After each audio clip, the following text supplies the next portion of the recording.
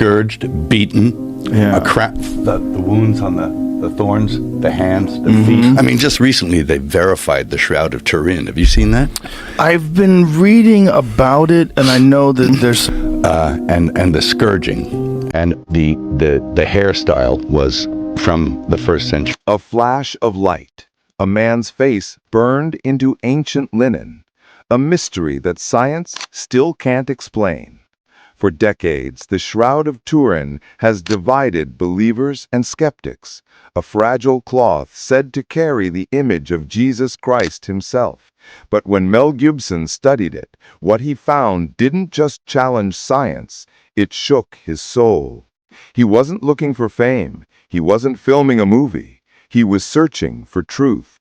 Under the fibers of that ancient fabric, he saw something no microscope could measure, a presence that felt alive. And when he finally spoke about it, he didn't sound like an actor giving an interview. He sounded like a man who had just witnessed a miracle. What did he really see, and why does his confession still terrify scientists today? Before Mel Gibson became a Hollywood legend, he was just a quiet kid from a big Catholic family. 11 children, daily prayers, and a father who believed that every breath was a gift from God. But when the Vietnam War threatened his family, they moved far away, across the ocean to Australia. There, a restless young Mel discovered the stage, a place where he could hide and somehow reveal himself at the same time. His performances were raw, full of pain, courage, and something he couldn't explain. Audiences saw talent, but underneath, Mel felt an emptiness growing. He wanted meaning, not applause, and that search for purpose would one day drive him to tell the greatest story ever told, not through fiction, but through faith. He didn't know it yet, but the path to the shroud had already begun. Fame came like a storm. Mad Max made him a star overnight.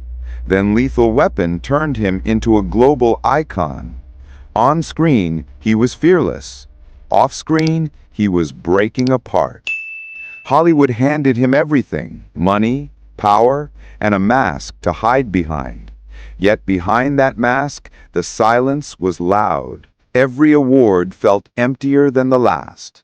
He had everything a man could want, but peace wasn't one of them. The cameras loved his face, but no one saw the battles in his soul, the guilt, the doubts, the weight of success without purpose. Then one night, standing alone in his home, Mel realized something frightening. The applause had replaced his prayers. That's when the fall began, and the journey toward faith was about to take its most painful turn. It was the Passion of the Christ that changed everything. Mel wasn't directing for fame anymore. He was searching for truth. Every detail mattered. The language, the rituals, the very way light fell on the scenes. Audiences reacted with awe, shock, and sometimes outrage. Critics called it brutal. Believers called it sacred. But for Mel, it was a personal reckoning. He relived the suffering of Christ with every frame, every heartbeat. And in that process, he faced his own brokenness, the anger, the regrets, the mistakes he had tried to hide behind fame. But the story wasn't finished. Behind the camera, something stirred in him, a whisper of curiosity that had nothing to do with movies. A relic, centuries old, awaited him. The Shroud of Turin was calling, and Mel would soon see something that no film, no camera, no story could ever capture. For centuries, the Shroud of Turin had lain in silence, a fragile piece of linen, faintly marked with the image of a man who appeared to have endured unimaginable suffering. Pilgrims whispered, scientists debated, skeptics scoffed. Yet every century it resurfaced, refusing to be forgotten. Mel Gibson didn't stumble upon it by chance. His research into Christ's final hours had drawn him to this relic, and when he first examined it, he felt an undeniable presence. every thread seemed to hum with history. The wounds, the posture, the faint shadows, all mirrored the gospel accounts of the crucifixion. Yet the more he studied it, the more questions surfaced. How had this image survived centuries of fire, floods, and doubt? And what force could imprint such a lifelike face without a brush, paint, or human hand? Scientists examined the shroud for decades. Carbon dating suggested a medieval origin. UV light revealed that the image only penetrated the very surface of the fibers. Radiation studies hinted at something impossible, a burst of energy so intense no machine could recreate it. Yet nothing could fully explain it. No pigment, no stain, no human technique could leave a face so precise, wounds so exact, and details so aligned with the gospel accounts. For Mel Gibson, this was no abstract mystery. It was tangible evidence. The linen's weave, the pollen traces from Jerusalem, even the faint imprints of coins over the eyes, every detail pointed to a man, a moment, and a miracle. The more science tried to deny it, the more it confirmed what faith already whispered. Something divine had occurred here, captured in threads of cloth. Decades of study could not prepare Mel Gibson for what modern technology revealed. Using 3D imaging and advanced reconstruction, scientists recreated the man on the shroud with startling realism. Every scar, every contour of the face, every wound from crucifixion became three-dimensional, as if the man had been standing in the room. He pored over these studies, tracing the linen's weave, examining pollen from Jerusalem, and studying the faint shadows that mirrored coins used under Emperor Tiberius. Each detail pulled him closer to one conclusion.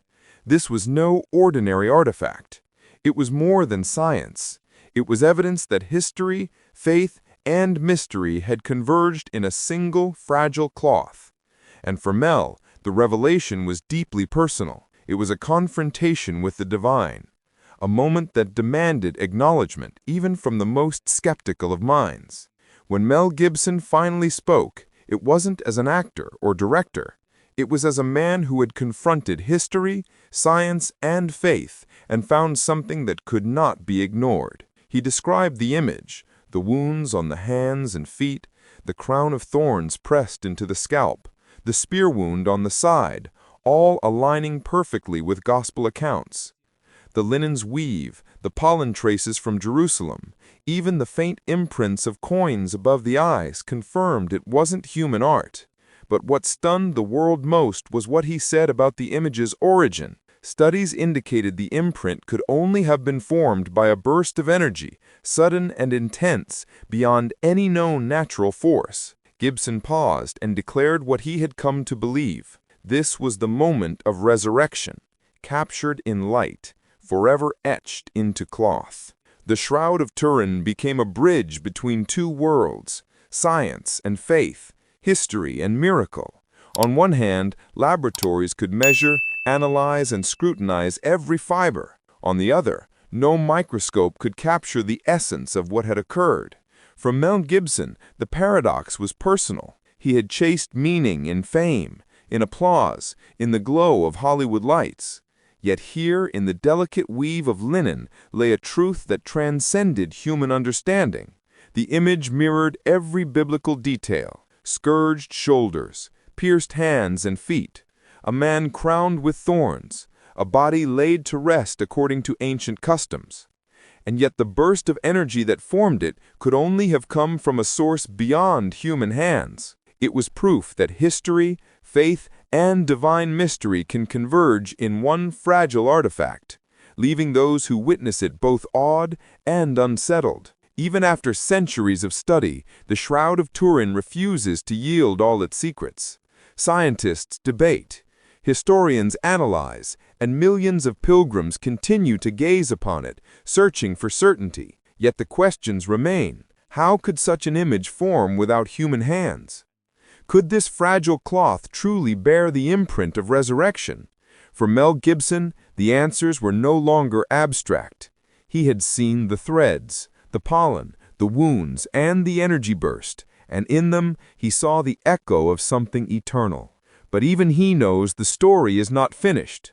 The shroud still whispers its mystery, challenging skeptics, inspiring believers, and daring humanity to confront the impossible. What if the cloth is more than history, more than science? What if it is a message from the moment life overcame death, waiting for us to see it fully?